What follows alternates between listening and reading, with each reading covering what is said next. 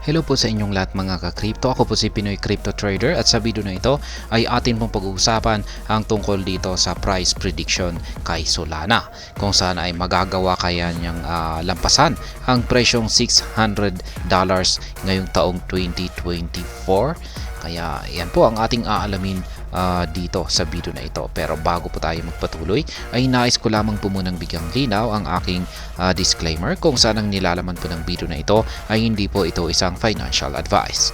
For education and information purposes lamang po ang layunin nito. Maliban po dito ay nais ko na rin pong magbigay babala na wala pong kahit anumang group chat ang Pinoy Crypto Trader. Ayan, diretso na po tayo sa table na kanila pong ibinahagi rito na prediction para kay Solana.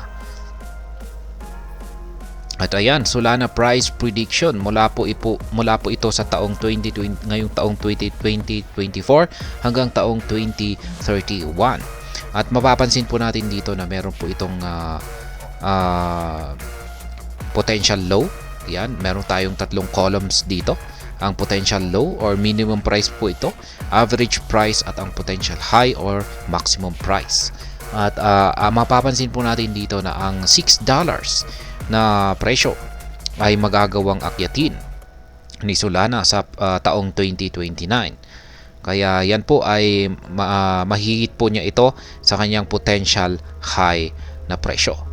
Kaya yan po yan, 2029. Magkakaroon daw po siya ng potential low na $553 at ang kanyang magiging average price ay $590.99 at ang kanyang maximum price ay $656.08.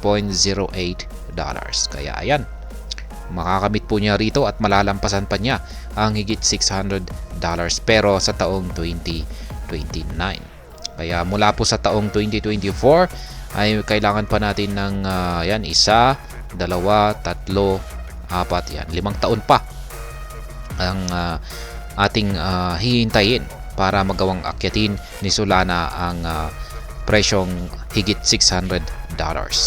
Ngayong taon naman na 2024 ay ang pinakamataas po na magagawang akyatin daw ni Solana ay ang $305.51.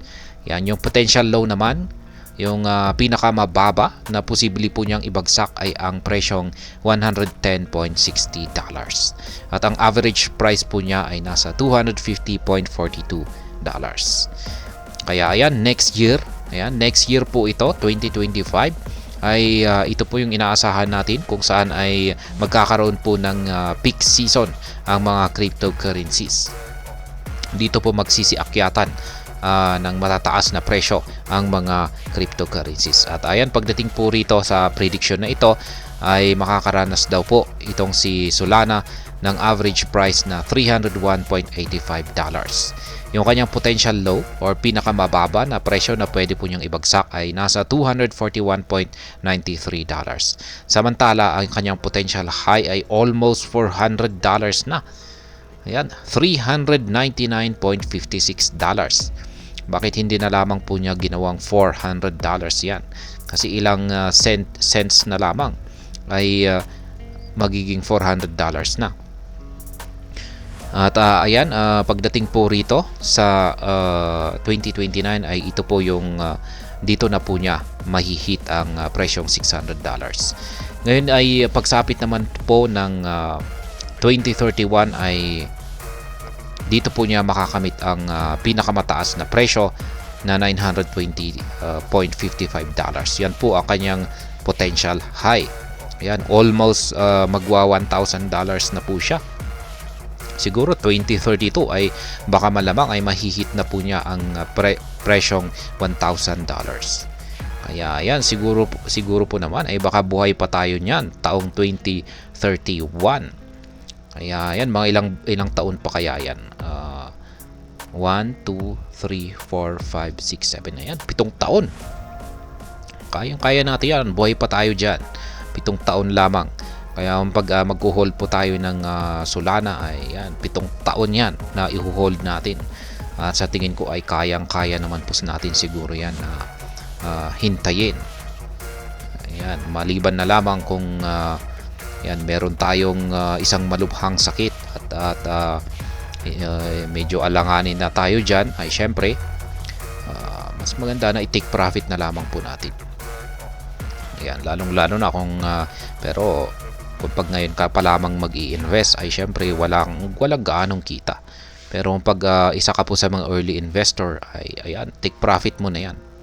Pero sa mga malulusog pa yung mga pangangatawan ay syempre subukan nating paabutin dito sa 2031 or 20 or higit pa.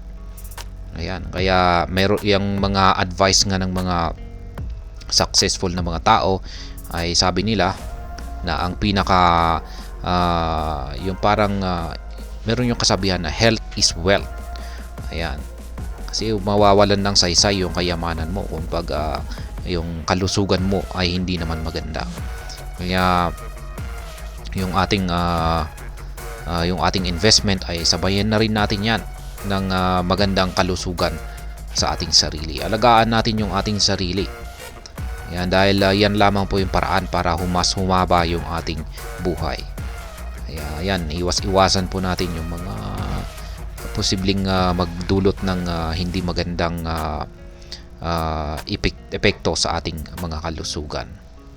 Kaya ayan, yan po muli ang mga prediction na inilabas dito para kay Solana mula ngayong taong 2024 hanggang 2031. At mapapansin po natin na sa paglipas ng bawat taon ay tuloy-tuloy naman po na tumataas ang kanyang presyo. Kaya ibig sabihin ay maganda pong i-long term hold itong si Solana.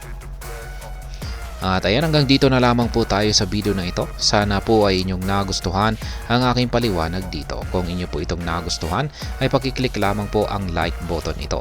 Para naman po sa mga bago lamang dito, kayo po ay aking inaanyayahan para mag-subscribe. Pakiclick na rin po ang bell icon nito dahil ito po ang siya magsisilbing notification nito sa mga bago kong videos na akin pong ina-upload sa aking YouTube channel na ito. Marami pong salamat sa panonood. Ingat po tayo lagi at God bless po sa ating lahat.